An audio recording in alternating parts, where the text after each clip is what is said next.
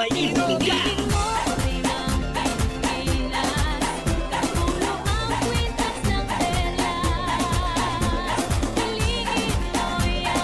araw ngang ito ay pagdidiwang nila Reda sa kanilang paaralan ang buwan ng wika.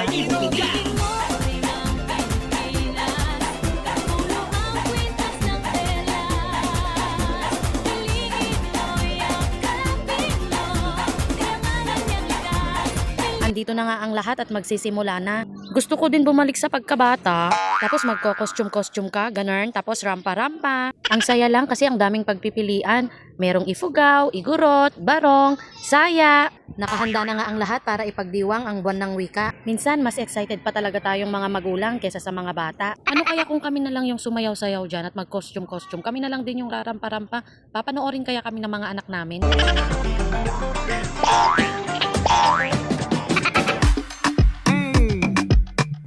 Next song goes out to Olga. Hot, beautiful. 1075. Bebo, bebo, bebo, bebo, bebo, bebo, bebo. Ikaw ang aking bebo, bebo, bebo, bebo, bebo, bebo, bebo. Ikaw ang aking bebo, bebo, bebo, bebo, bebo, bebo, bebo. Ikaw ay Filipino. Filipino. Hoy pare, pakinggan niyo ako. Eto nang tunay na Filipino.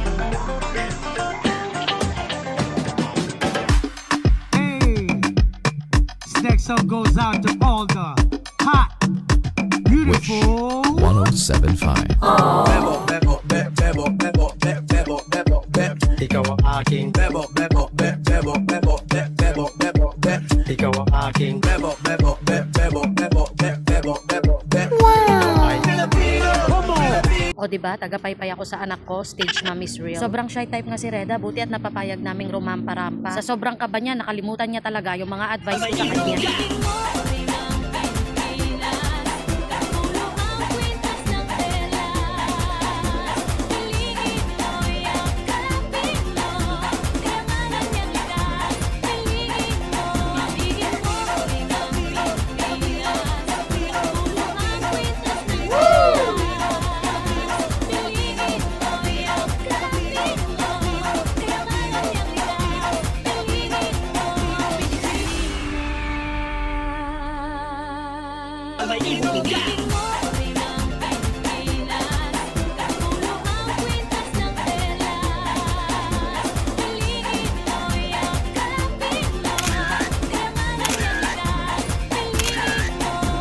Pagkatapos nga ng selebrasyon ay dumiretso na kami sa Javier Steakhouse located at Saranay, Cabanatuan, Isabela. Uminom nga lang ng gatas si Reda kaninang umaga para daw hindi lumaki yung tiyan niya, para masuot niya daw yung costume niya. Kaya gutom na gutom talaga siya. Brunch na nga pala namin to, breakfast and lunch. Nag-order na muna ako ng appetizer na shawarma fries.